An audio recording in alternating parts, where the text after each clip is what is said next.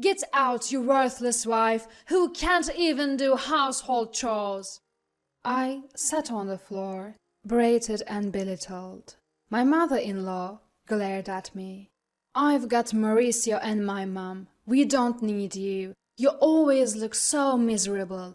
You are just a parasite. My sister-in-law, who never lifts a finger around the house, said this with a tone of utter disdain. Wait a minute, Mauricio. Your mom and sister are being too harsh. Before I could finish, even my husband, Mauricio, looked down on me. My mom and sister are right. I don't need a wife who can't handle housework while working. Besides, I've got a young part-time girl who's much better. Pack your bags and leave. Stunned by Mauricio's words, all three began to berate me, calling me a failure of a wife. I clenched my fists, looking down. After exploiting me all the time, how dare they? Just you wait, I'll make sure you all get what's coming to you. But I looked at the three of them and said, without changing my expression, fine, I'll leave. The downfall of the family that's been dumping everything on me begins now. My name is Eleanor. I'm 32 and a working housewife. Most women work after marriage these days, and I've continued to work at the company I joined after graduating college because I love my job. One morning, as I was busy getting ready for work, Mauricio spoke up. Hey, Eleanor, can you handle this? Tax season is coming up. He handed me a pile of receipts and invoices. Again, you should handle your own shop's accounting. Mauricio looked away. You know I'm bad at that stuff, so please. I married Mauricio 5 years ago. Mauricio used to work as a clerk at a restaurant that I occasionally stopped by.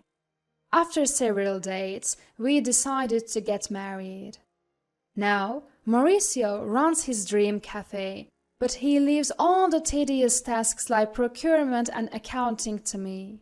As I head the door, my mother-in-law chimes in. Eleanor, I want Chinese food tonight. All right, can you prepare the ingredients? No way, you can do it when you get back. Also, Vivian and the kids are coming this weekend. Make sure you prepare something they can eat. Fine, I replied reluctantly and left the house.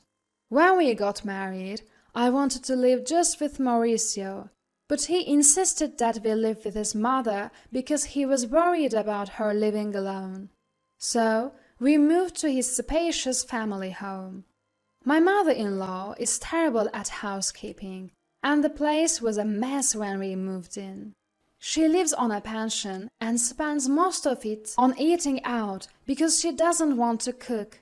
Mauricio always says housework is a woman's job, so even though I work, I'm stuck doing all the chores for the whole family. On top of that, my sister-in-law, Vivian, who's moved out since getting married, often comes back home with her kids. When she's here, the workload increases. This morning, when I heard she's coming back this weekend, I thought, oh, not again. And then the dreaded weekend arrives. I'd love to relax on my weekends off from work, but instead I have to entertain Vivian's kids and prepare meals. While I'm running around, Vivian drops a bombshell on me. Eleanor, by the way, I'm getting divorced and moving back here with the kids next month. Just so you know. What? Are you serious? Got a problem with that? No. That must be tough for you. When are you moving back? As soon as I can. My sister-in-law is coming home with the kids. I'm initially taken aback, but then reconsidered. Vivian used to be a housewife, so she'll probably help around the house. That should lighten my load a bit. Though we are not particularly close, I look forward to having less work and go about my days. But I soon realize I was too optimistic. Vivian, like her mother, does absolutely nothing. She lounges around all day, watching TV and snacking. She neither works nor does housework. Apparently, her neglect of household duties was a major reason for her divorce. Now, I have to do all the chores, including making meals for her picky kids and getting them ready for kindergarten. As time passes, my job gets busier with a new project, requiring more overtime and early starts. The house becomes increasingly messy. Coming home to a cluttered house is utterly disappointing. And yet, everyone keeps saying, "When's dinner?" or "You are so slow." To make matters worse, I start getting passive-aggressive comments from Vivian and my mother-in-law. "Eleanor, the laundry is piling up. Just because you work doesn't mean you can slack off." "But I'm busy too." As I try to argue, Vivian cuts in. "Talking back to your mother-in-law, you're so bold, Eleanor. And you've been buying all the meals. That's not good for the kids. If you are home, can't you help out a bit?" "What are you saying? Mauricio is a business owner. You don't have to work. You're just doing it out of selfishness. So, fulfill your duties as a wife perfectly." I was speechless, and both of them looked at me as if it was all perfectly normal. That night, I was so angry I could explode. So, I talked to Mauricio. "I'm busy with work, and neither your mom nor your sister is helping with the housework." "You are not bad-mouthing my mom and sister, are you?" Mauricio glares at me. I replied in amazement. "No, that's not it. But I can't handle all the housework by myself. If you could help me a little." "I'm busy running a business. You might not understand because you have an easy office job, but running a business is hard. Besides, housework is a wife's job, isn't it? Don't expect me to do it." "Are you serious?" Mauricio just goes to sleep, leaving me to stew in my thoughts. But then an idea comes to me. I came up with a good idea. I quickly grab my phone and make some online purchases before going to sleep. A few days later, a bunch of new appliances arrive. A drum washer-dryer, a cleaning robot, and kitchen appliances with automatic cooking functions. If no one's going to help me, I might as well make my chores easier with some handy gadgets. As the delivery guys are bringing in the washer, my mother-in-law and sister-in-law show up. "You bought a new washer without asking? The old one still works." "But it's old, and this will make laundry faster and easier." "What's all this? A cleaning robot and cooking appliances? Eleanor, come here!" I'm summoned to the living room, where they're sitting on the sofa, and I'm told to sit on the floor. Mauricio is there too, sitting next to his mom, looking smug. "What's going on?" My mother-in-law shouts. "What do you mean, what's going on? You buy all these lazy gadgets with the household money. What are you thinking?" "I thought it would make housework more efficient." "It's not about efficiency. People these days rely too much on machines." My sister-in-law chimes in. "Exactly, Eleanor. And those are luxury items. The appliances we have are still usable. You're just being wasteful because Mauricio is a business owner." She glares at me, and Mauricio nods in agreement. "But You're just trying to make life easier for yourself. Can't you even do housework properly?" I wanted to say, "Look who's talking," but I kept quiet. Finally, my mother-in-law, perhaps frustrated by my silence, snaps. "If you can't even do housework properly, you should just leave." I look at her in shock. She glares back at me. "We don't need you. Mauricio and I are fine without you. You always look so tired and miserable. You're just a parasite." My sister-in-law spoke in a tone that suggested she was fed up. "Wait a minute. Mauricio, your mom and sister are being way too harsh." When I turned to Mauricio for support, he looked down on me and said, "They're right. I don't need a wife who can't handle housework." I stared at Mauricio in disbelief, but he just smirked. "I'm a business owner, and I can do whatever I want with my money. I don't need a wife who spends it to make her life easier." "Why would you say something like that?" "Besides, I've been getting along well with a young part-time worker. She's cute, unlike you. Pack your bags and leave." Stunned by Mauricio's words, all three began to berate me, calling me a failure of a wife. I clenched my fists in anger. After exploiting me all this time, they dare to say this? Just you wait. I'll make you regret this. But I kept my composure and said, "Fine, I'll leave." "Good, we'll be better off without you." My mother-in-law spat out, and I silently stood up and placed something on the table. "Mauricio, let's get divorced." It was a pre-filled divorce application. I had gotten it as a sort of talisman, tired of everything. "Fine, I'll sign it, but don't regret it later." Mauricio signed the papers, and I packed my bags and moved to a weekly apartment that same day. No one came to see me off. I submitted the divorce papers to the city hall and rented a condo. Around the same time, I accepted a promotion I had been refusing due to housework and became a department head. I was able to advance my career, which I had almost given up on, and I became more and more immersed in my work, thrilled that no one was there to hinder me. More than anything else, I was overjoyed. About a week after leaving, my former mother-in-law started calling. But I was busy and had no desire to talk to someone who had called me a worthless wife. I continued to ignore her calls. A year later, on a day off, she called again. Thinking it was time to settle things, I answered. "Hello." "Ah, Eleanor, you finally answered. How could you ignore me for over a year?" "What do you want?"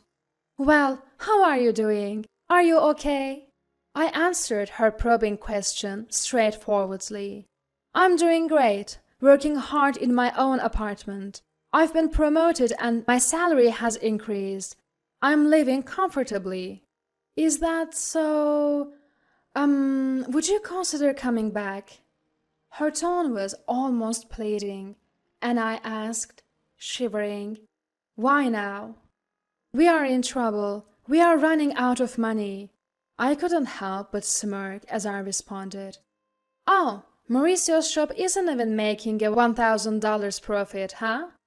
And neither you nor your daughter work, so that makes sense." "Eleanor, you knew?" "Yes, I knew. Mauricio's cafe was only making about $800 a month in profit. I was the one handling the finances, so of course I knew. Mauricio, who acted like a big-shot business owner but didn't do any proper management or customer service, probably had no idea. Of course I knew. I was the one doing all the accounting and inventory." "What? Why didn't you say something? I had no idea you were a manager at a big company and contributing so much to our living expenses." "Yes, I was putting in over $3,000 a month. That's how everyone was able to live. I had been supplementing the family income with my own salary because I knew Mauricio's shop wasn't making much.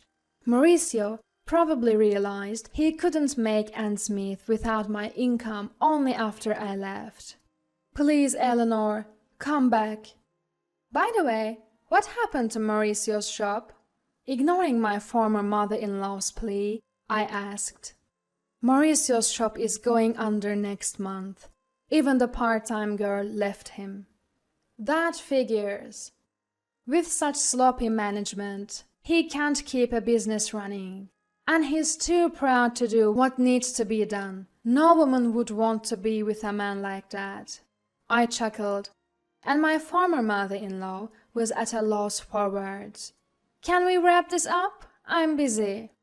She hurriedly continued. Also, the house has been a mess since you left. A mess? According to her, the house was in chaos because no one was doing any housework. The house was cluttered, no one was cooking, so they had to buy food, and they couldn't even afford a new washing machine. It would have been nice if you'd left those appliances. Ex-mother-in-law says. What are you talking about? Weren't those lazy appliances? And what's wrong with taking things that I paid for? I shouldn't have said that, but I never thought the house would become like this just because no one was doing the chores. I asked, getting a bit irritated. Isn't it strange that 3 adults can't manage the housework? What are your daughter and Mauricio doing? She lowered her voice. Well, Mauricio is sulking at home all day, doing nothing since he found out his shop isn't making any money. Really? He said he could do whatever he wanted with his money because he's a business owner. And Vivian won't work no matter how much I tell her. She doesn't do housework, and she even asks me for pocket money for herself and her kids. My pension is running out. Really? Your daughter told me she didn't need me because she had you, I said coldly. My former mother-in-law tried to butter me up again. Please, Eleanor, my pension isn't enough for the 3 of us anymore. I have no intention of going back to that house. Your children are quite the parasites, aren't they? She was speechless. As I was about to hang up, she continued. Eleanor, we'll change our ways. Please come back. Let's all live happily together again, okay? Live happily with a worthless wife? I cut her off, and she stumbled over her words but continued to plead. I'm sorry for what I said. We are family. Help us. We can't even pay the property taxes anymore. We'll have to sell the house. I have neither the obligation nor the desire to help you. Figure it out yourselves. Goodbye from your worthless wife. Ignoring her ongoing wails, I hung up and blocked her number. Sipping my coffee in my clean apartment, I chuckled. 3 months later, I happened to pass by Mauricio's cafe. It had become a vacant storefront. It seemed he really had gone out of business. Even their family home was listed as sold. According to a former neighbor I ran into, the 3 of them had sold the house and fled, now living in a cramped apartment nearby. They were a constant neighborhood nuisance, always fighting and even stinking up the place. Complaints were piling up. All they had to do was work hard and take care of their home without relying on others, but they didn't, which was so like them. I looked at their former home with detached eyes and walked away. Since then, I've been focusing on my work. Recently, a sincere and hard-working colleague confessed his feelings for me, saying, I love how dedicated you are to your work. We are dating with the intention of getting married. I don't think my next marriage is too far off. And this time, I'm looking forward to grabbing hold of happiness.